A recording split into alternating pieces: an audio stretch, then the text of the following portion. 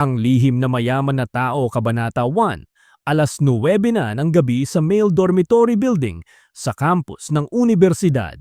Gerald, mangyaring bumaba sa Dormitoryo 101 sa unang palapag at dalhin ang aking laptop para sa akin.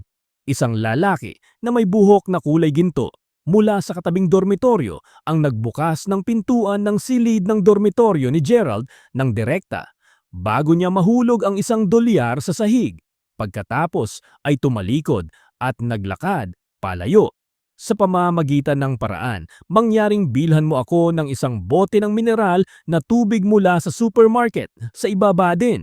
Ang mag-aaral na may buhok na blonde ay tumalikod bago siya bumagsak ng isa pang $3 sa sahig. $2 para sa bottled mineral water at isa pang $1 para sa bayad sa utos para sa kanya. Hoy Blondie, bakit laging hinihiling ng mga tao sa iyong dormitoryo kay Gerald na magpatakbo ng mga gawain para sa iyo? Bakit kayong mga mapang-api? Ang mga tao sa dormitory ni Gerald ay nagtanong sa malamig na pamamaraan dahil hindi na nila ito matiis. Ha ha ha ha ha ha ha. Si Gerald ay nakatira sa iyong dormitory at hindi mo pa siya naiintindihan. Kung bibigyan mo siya ng $1, kakain pa siya ng tae kung hihilingin mo sa kanya. Sarkastikong sagot ni Blondie. Tapos tumawa siya bago siya lumabas ng dormitory. Namula ang mukha ni Gerald sa kahihiyan habang nakikinig siya sa sinabi ng lalaking blonde ang buhok. Pagkatapos nito, yumuko siya upang kunin ang ilang $1 sa lupa bago niya naisip sa kanyang sarili. Sa ganitong paraan, makakagawa ako ng $2 at sapat na iyon para makabili ako ng 3 steamed buns at isang bag ng atsara. Hindi na ako magugutom.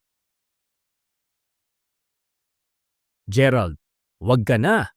Kung wala kang sapat na pera, bibigyan ka namin ng kaunti at hindi mo na rin kami kailangang bayaran. Hindi mapigilan ng pinuno ng dormitoryo ang sarili na maawa kay Gerald. Umiling si Gerald bago siyang ngumiti at sinabi, "Salamat, ngunit okay lang." Matapos magsalita ay tumalikod na si Gerald upang lumabas ng dormitoryo. Sa oras na ito, lahat ng mga lalaki ay tumingin sa likuran ni Gerald habang umiling sila sa awa. Sa katunayan, ayaw ni Gerald na magpatakbo ng mga gawain para sa iba at nais niyang tangkilikin din ang kanyang buhay sa universidad. Magaling kung ipagpatuloy lamang niya ang pag-aaral sa universidad nang hindi nag-aalala tungkol sa anuman. Gayunpaman, talagang mahirap siya. Bagaman mahusay ang pagtrato sa kanya ng ibang mga lalaki sa kanyang dormitoryo, ayaw niyang maawa sila sa kanya. Kung hindi man, natatakot si Gerald na baka madadamay pa sila dahil sa kanya. Bukod sa kanyang mga kasama sa dormitoryo, walang ibang kaibigan si Gerald sa pamantasan. Gerald, narinig kong sinabi ni Blondie na papunta ka na sa hagdan. Tama.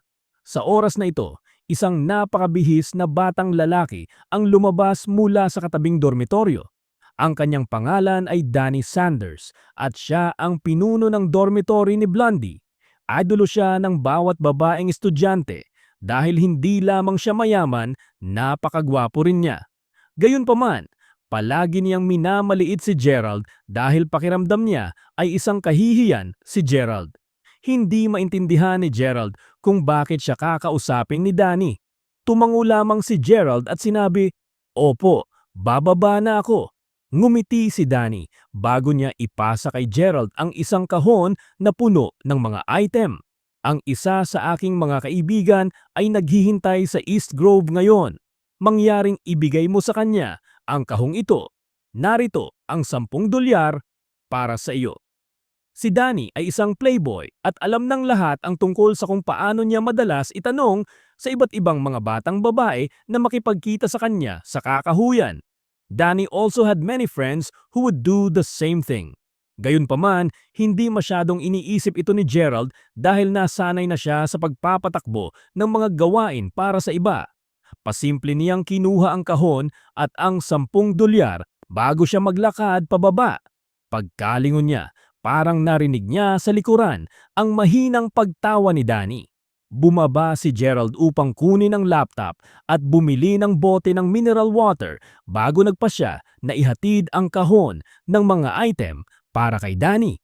Ang maliit na halamanan sa labas ng unibersidad ay isang tanyag na lugar para sa mga magkasintahan na magkaroon ng kanilang lihim na pagtatagpo sa gabi. Pagkatapos nito, dumating si Gerald sa lugar na binanggit sa kanya ni Danny. Nakita niya kaagad ang isang lalaki at isang babae na nakaupo sa kakahuyan, nagkukwentuhan at nagtatawanan ng magkasama. Gayunpaman, laking gulat ni Gerald nang makita ang mukha ng lalaki at babae sa ilalim ng sikat ng buwan. Natigilan siya. Si Savia yon. Agad na namula ang mga mata ni Gerald at nahulog sa lupa ang mga hawak niyang gamit. Si Savia ay dating kasintahan ni Gerald at 3 araw pa lamang mula nang maghiwalay silang dalawa. Siyempre, si Savia ang nais na wakasan ang relasyon. Nang naghiwalay sila, sinabi sa kanya ni Savia na gusto niya ng kaunting oras na mag-isa sa sarili. Gayunpaman, 3 araw lamang ito at gumugugol na siya ng oras sa ibang lalaki sa kakahuyan. Kapwa napansin din ng dalawa ang presensya ni Gerald at biglang nagbago ang ekspresyon ng kanilang mga mukha. Gerald, bakit ka nandito? Ikaw, huwag kang magkamali. Narito ako kasama si Yuri dahil... Si Savia ay nagsimulang magpanik kaagad, pakiramdam na sobrang hiya sa oras na ito. Mabilis niyang ibinaba ang ulo, hindi alam kung paano haharapin si Gerald. Ang batang lalaki na nagngangalang Yuri Lowell na pangalawang henerasyon na mayamang anak ay sumulyap sa kahon ng mga item na nahulog sa lupa ni Gerald bago siya tumawa ng malakas. Damn it, alam talaga ni Danny kung paano gumawa ng kalokohan sa mga tao. Hiniling ko sa kanya na padalahan ako ng kahon ng mga item na ito at hindi ko talaga inaasahan na ipadala kanya rito upang patakbuhin na lang ang kanyang mga gawain. Ito ay nakapupukaw. Napaka-excite talaga nito. Alam ni Gerald na si Yuri na pangalawang henerasyon na mayamang anak ay matalik na kaibigan ni Danny. Ang kanyang pamilya ay nagmamay-ari ng maraming mga restoran at siya ay karaniwang nagmamaneho ng isang BMW 3 Series na kotse sa paaralan. Mahigpit lang na nakakabitin ni Gerald ang mga kamao matapos makinig sa mga sinabi ni Yuri. Ito pala ay sadyang ginawa ito ni Danny. Bukod dito, naniniwala si Gerald na talagang may papel si Danny sa breakup nila ni Savia. Kung hindi man, bakit makakasama ni Savia si Yuri ilang araw lamang pagkatapos ng kanilang hiwalayan? Savia, alam ko na ayaw mo sa akin, ngunit hindi mo na kailangang makasama ang ganitong uri ng tao pagkatapos ng ating paghihiwalay. Alam mo bang kung gaano karaming mga kasintahan ang binago niya bago ito? Malakas na sigaw ni Gerald. Mahal na mahal niya ang batang babae na ito. Mahal na mahal siya. Labis na balisa at inis ang naramdaman ni Savia nang marinig ang sinabi ni Gerald. Gerald, sino ka sa palagay mo? Sino ang nagbigay sa iyo ng karapatang turuan ako kung paano ako dapat kumilos at kung ano ang dapat kong gawin? Nakipaghiwalay na ako sa iyo at pipiliin kong makasama ang kahit sinong gusto kong makasama. Gayun din, galit na galit si Savia sa oras na ito. Matapos nito, tiningnan niya si Gerald bago niya sinabi, "Pumunta ka ba dito para inisin ako? Mawala ka." Sampal. Matapos niyang magsalita, sumama si Savia at binigyan ng mahigpit na sampal ulit si Gerald sa mukha niya. Lalong tawa ng tawa si Yuri sa oras na ito. "Hahaha, Savia, bakit mo siya hinahabol? Hayaan mo lang siyang manatili at panoorin kami." Namula agad si Savia. "Yuri, nawalan na ako ng interes matapos makita ang lalaking ito dito. Baka next time." Pagkatapos nito, kumalas si Savia mula sa hawak ni Yuri. Hindi alam ni Gerald kung paano siya lumayo mula sa kakahuyan at ang kanyang isipan ay ganap na blangko sa oras na iyon. Ang lahat ay nagmula sa pera. Si Gerald ay nasa estado na ito dahil wala siyang pera. Hahaha. Pagkabalik sa kanyang dormitoryo, sinalubong si Gerald ng tawa ng kanyang mga kaklase sa pasilyo. Hawak-hawak ni Danny ang tiyan niya habang tumawa ng malakas. Malinaw na sinabi niya sa lahat ng kanilang mga kamag-aral tungkol sa bagay na ito. Hahaha, Gerald, ano ang nakita mo noong naihatid mo ang mga item kanina? Tanong sa kanya ni Blondie na may ngiti sa labi. Damn it, si Sabia talaga ang may pinaka-perpekto na figura, sabi ni Danny habang nakangisi. Mahigpit na isiniksik ni Gerald ang mga kamao at namula ang mga mata. Sa oras na ito, gustong-gusto niyang patayin si Danny. Gusto niyang mamatay kasama si Danny. Bakit? Bakit mo ito ginagawa sa akin? Galit na sigaw ni Gerald. Tumawa si Danny bago siya sumagot. Hoy, tingnan mo ako. Hindi ako natatakot sa'yo. Sa lahat ng mga mahihirap na tao sa aming klase, ikaw ang ambisyosong tao. Si Sabia ay isang napakagandang babae at sayang ang pagkakaroon niya ng isang relasyon sa isang tulad mo. Mas makakabuti para sa aking kapatid na mag-enjoy at maglaro kasama siya ng ilang araw kahit papaano. By the way, Gerald, alam mo bang nagawa ni Yuri na kunin si Sabia pagkatapos ng pag-text sa kanya ng mas mababa sa kalahating oras habang hinabol mo siya ng higit sa 1 taon bago siya tuluyang pumayag na maging kasintahan mo? Natatawa ang lahat sa oras na ito at wala namang nagmamalasakit sa dignidad ni Gerald. Ginawa ko ito para sa iyo. Agad na sumugod si Gerald kay Danny pero nabugbog lang si Gerald ng mga kasama ni Danny. Sa huli, sumaklolo sa kanya ang mga kasama nito sa dormitoryo at dinala nila si Gerald pabalik sa kanilang sariling dormitoryo. Tinakpan ang mukha ni Gerald ng kanyang saplot habang patuloy sa paghikbi habang nakahiga sa kama. Bakit?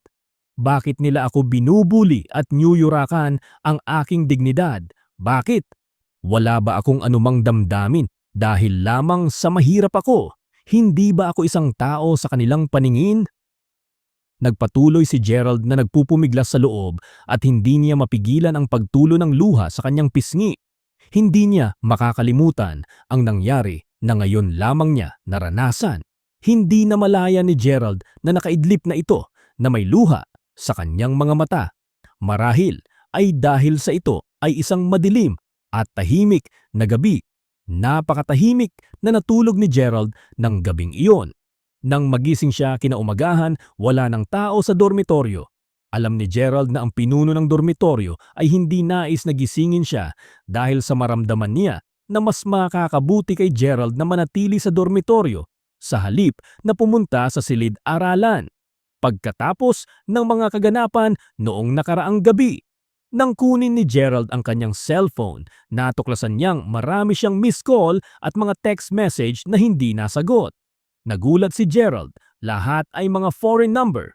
Nakatanggap din si Gerald ng isang text message na nagsasaad na may naglipat ng pera sa kanyang bank account. Daxtonville Bank, ang balanse ng iyong account na nagtatapos sa 107 ay $1,500,000. Natigilan si Gerald nang tingnan ang serye ng mga numero. $1,500,000. Sino ang maglilipat ng $1,250,000 sa kanya? Nagmamadaling tumawag si Gerald sa bangko upang kumpirmahin ang paglipat at lalo siyang naguluhan matapos makatanggap ng kumpirmasyon mula sa bangko. Sa oras na ito, nagsimulang tumunog muli ang kanyang cellphone. Ito ay isa pang tawag sa telepono mula sa isang pang-internasyonal na numero ng telepono at sinagot kaagad ni Gerald ang tawag. Gerald, natanggap mo na ba ang perang inilipat ko sa iyo? Ako ang iyong ate. Isang pamilyar na boses ang tumunog sa kabilang dulo ng linya. Sister, ano ba ang nangyayari? Hindi ba ikaw at ang ating mga magulang ay nagsusumikap para kumita sa ibang bansa? Saan ka nakakuha ng ganoon kalaking pera? Gulat na gulat si Gerald. Balak itago ng aming ama sa iyo sa loob ng 2 taon, ngunit hindi ko magawa ang aking sarili na gawin ito dahil alam kong patuloy kang binubuli sa paaralan.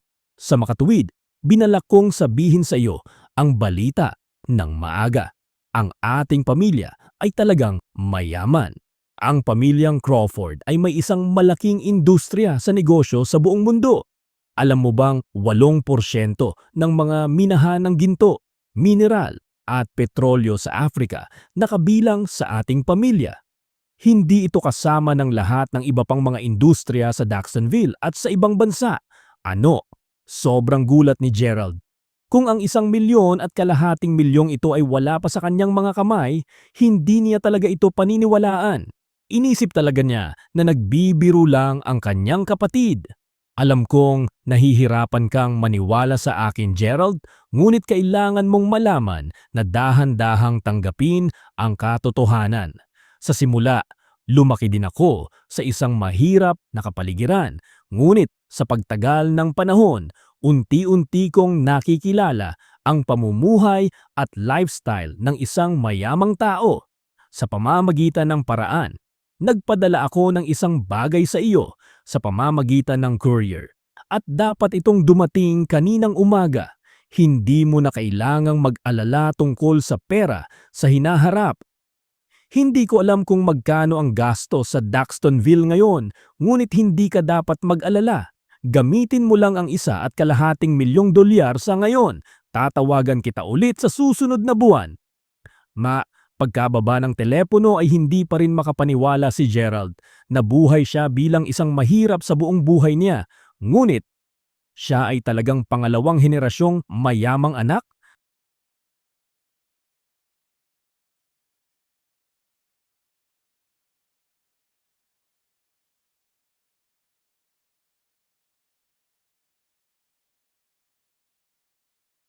Ang lihim na mayaman na tao, Kabanata 2, lumalabas na ang kanyang mga magulang at kapatid na babae ay nagsinungaling sa kanya nang sinabi nila sa kanya na nagtatrabaho sila sa ibang bansa.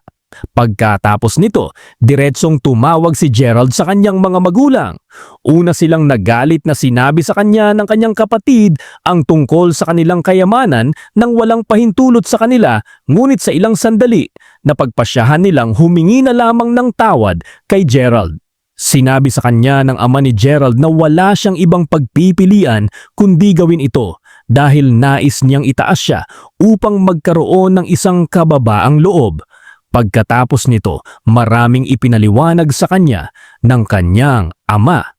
Pagkatapos ay nag-alis si Gerald ng $100,000 mula sa bangko. Bago siya mamili, dinala niya ang black bank card na ipinadala sa kanya ng kanyang kapatid. Sa katunayan, hindi pa rin ganap na kumbinsido si Gerald. Panaginip lang ba ito? Ang tanong nito sa kanyang sarili. Labis na nasasabik si Gerald sa oras na ito. Hahaha, Savia, kung hindi ka nakipaghiwalay sa akin, mabibili na kita ng kahit anong gusto mong bilhin. Yuri at Danny, ininsulto mo ako at biniro sa universidad. Naiisip ko kung ano ang magiging reaksyon ninyong dalawa sa hinaharap. Mapait na ngumiti si Gerald sa sarili. Halos tanghali na nang umalis siya sa bangko. Sa oras na ito, tumunog ang cellphone ni Gerald at napagtanto niya na ito ay isang tawag sa telepono mula sa pinuno ng kanyang dormitory. Kamusta? Gerald, okay ka lang? Bakit wala ka sa dormitoryo? Oo, naglakad-lakad lang ako. Ang iilan sa atin ay natatakot na baka kung napano ka na, sobrang nag-aalala kami sa iyo. Nga pala, kaarawan ni Noemi ngayon dahil hindi kanya makontak. Tinanong niya ako kung dadalo ka ba sa kanyang kaarawan ngayong gabi. Sinabi niya na nabanggit na niya sa iyo ang pagdiriwang ng kanyang kaarawan ilang araw na ang nakakaraan. Matapos marinig ang kanyang mga sinabi, tiningnan ni Gerald ang listahan ng mga hindi nasagot na tawag sa kanyang telepono. Bago niya napagtanto na napalampas niya ang ilang sa mga tawag mula kay Noemi. Si Noemi ay kamag-aral ni Gerald at hindi lamang siya napakaganda ngunit napakalapit din niya kay Gerald. Bukod kay Sabia, si Noemi lang ang kaibigang babae ni Gerald. Sa katunayan, naalala ni Gerald na sinabi sa kanya ni Noemi tungkol sa kanyang kaarawan ilang araw na ang nakalilipas. Gayunpaman, wala siyang sinabi sapagkat pinoproblema rin niya ang kanyang gastusin sa pang-araw-araw dahilan kung bakit hindi siya sumagot ng oo kay Noemi. Ngunit ngayon, Napagpasyahan ni Gerald na mabuhay tulad ng isang normal na tao sa kanyang karaniwang buhay kasama ang mga kaibigan. Kaya, bakit hindi siya pumunta sa birthday party?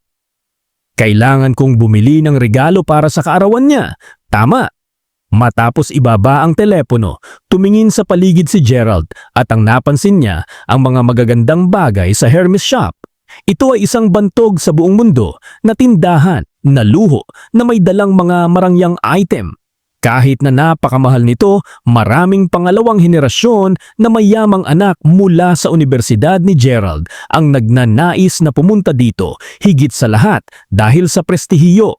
Hindi plano ni Gerald na pumasok sa tindahan, ngunit bigla niyang naisip ang Universal Global Supreme Shoppers Card na ipinadala sa kanya ng kanyang kapatid ngayon. Nakaramdam siya ng labis na tukso sa oras na ito. Sa una ay nag-aatubili siyang gumastos ng pera, ngunit nang maisip niya ang tungkol sa card, agad na nabawasan ang guilt ni Gerald. Matapos huminga ng malalim, naglakad agad si Gerald papasok sa Hermes Boutique Store. "Hello sir, ano ang magagawa ko para sa iyo?" Isang napakagandang sales girl sa loob ang sumalubong kay Gerald. Kahit na bakas sa mga mata niya ang pag-aalipusta ng masulyapan ng suot ni Gerald, magalang pa rin siya. Alam niya na ang lahat na pumasok sa tindahan na ito ay karaniwang lilingon muna sa paligid, ngunit hindi niya maintindihan kung bakit may isang taong kagaya niya na nais na pumasok sa kanilang butik. "Titingnan ko muna ang paligid ng tindahan." Agad na sagot ni Gerald. Ito ang kanyang kauna-unahang pagkakataon na pumasok sa isang marangyang boutique store, kaya hindi niya talaga alam kung ano ang bibilhin. Malamig ang mukha ng sales girl habang nakatingin kay Gerald. "Yuri, maaari mo ba akong bilhan ng isang bag?" Sa oras na ito, isang pamilyar na boses ang umabot sa tainga ni Gerald at nakita niya ang isang magandang batang babae na papasok sa tindahan habang nakahawak ito sa braso ng lalaki. Agad na nagbago ang ekspresyon ng mukha ni Gerald nang lumingon siya at nakita ang magkakasintahan. Ito ay walang iba kundi si Yuri at Savia. "Kamusta? Ito ba ang iyong kasintahan, Ginoong Lowell? Ang ganda talaga niya." Sa sandaling nakita ng sales girl na naglilingkod kay Gerald kanina kay Yuri, nagkaroon ng pagbabago sa kanyang pag-uugali habang binati siya nito ng may ngiti sa labi. Alam ng lahat na si Yuri ay isang pangalawang henerasyon na mayamang anak at siya ay nakakaakit sa kung saan man siya magpunta. Iyon ang dahilan kung bakit sumugod kaagad sa kanya ang sales girl. "Rachel, ito ang aking kasintahan si Savia. Dinala ko siya dito upang tingnan ang mga bag na gusto kong bilhin para sa kanya." Namula si Savia sa oras na ito. Si Yuri ay talagang isang mayamang binata na kinikilala. Saan man siya magpunta.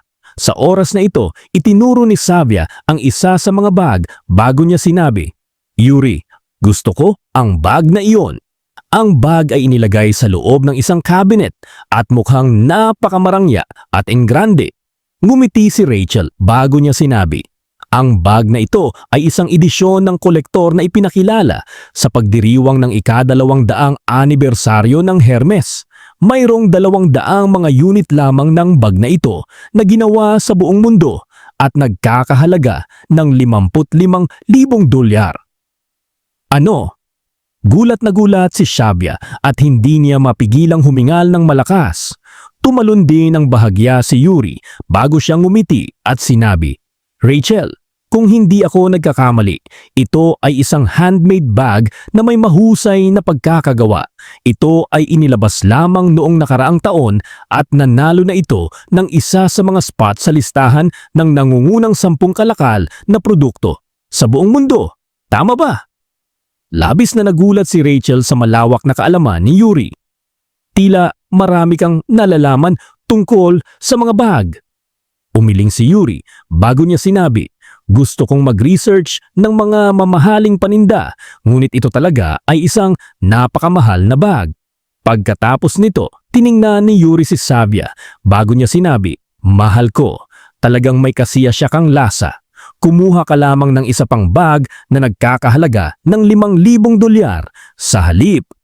Mas gugustuhin pang mamatay ni Yuri kaysa bumili ng isang bag sa halagang $55,000. Sinabi ni Savia na ang kasintahan ni Alice ay bumili sa kanya ng isang bag na nagkakahalaga ng higit sa $8,000. Agad sumagot si Yuri na kaya lang maghihintay ka hanggang sa makakuha ako ng karagdagang allowance sa susunod na buwan kung gayon. Sa oras na ito, pagkarinig ng mga tao sa paliwanag ni Rachel kay Yuri tungkol sa bag ay mabilis na pinalibutan ang kabinet na naglalaman ng marangyang ba. Nang pag-usapan ni Yuri ang tungkol sa bag na nagkakahalaga ng $55,000, tila napahanga ang mga tao dahil napaka may kaalaman siya. Ang bawat isa ay labis na humanga sa kanyang kaalaman.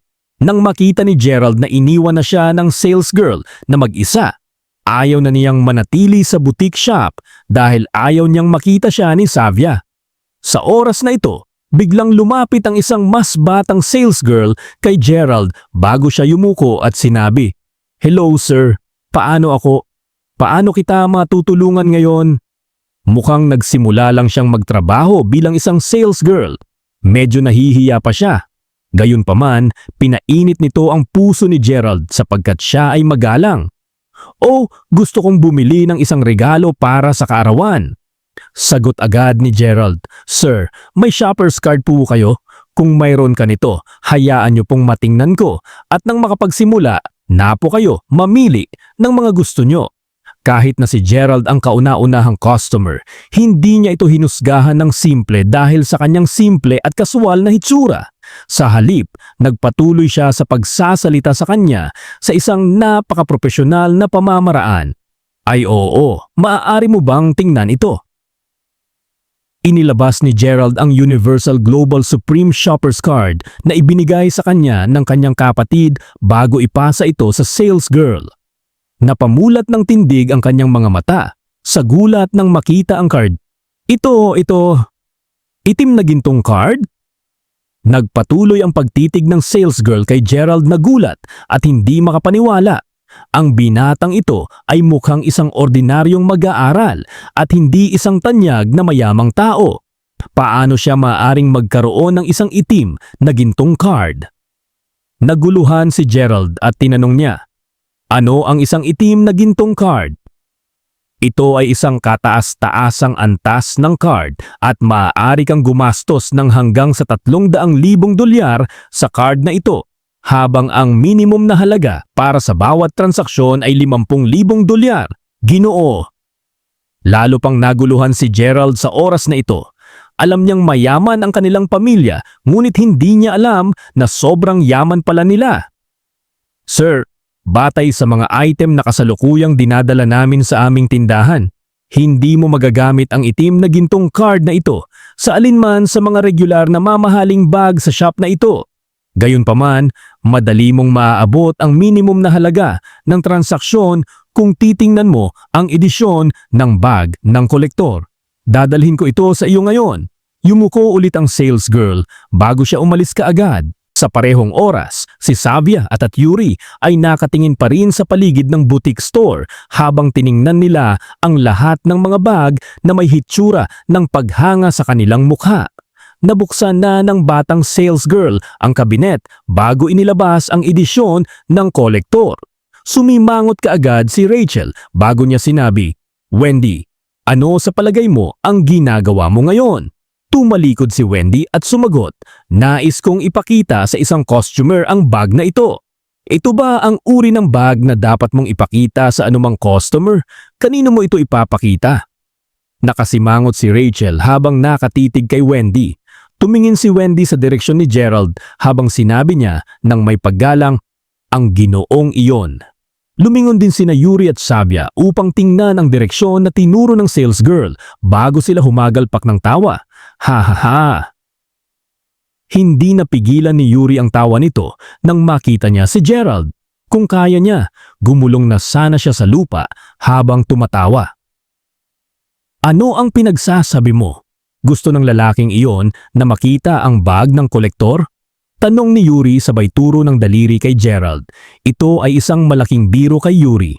Napatingin si Yuri kay Gerald na may kasuklam-suklam na ekspresyon sa mukha at naramdaman ni Gerald na medyo nahihiya sa oras na ito dahil maraming tao ang nakatingin sa kanya. Si Rachel ay mayroon ding pangit na ekspresyon sa mukha habang sinasabi, "Wendy, sa palagay mo ba makakaya ng taong iyon na bumili ng anuman sa mga bag sa dito tindahan ng butik? Sinong binibiro mo? Hindi Rachel, may black gold card ang customer na iyon. VIP customer natin siya." Hahaha. Tumawa ulit ng malakas si Yuri.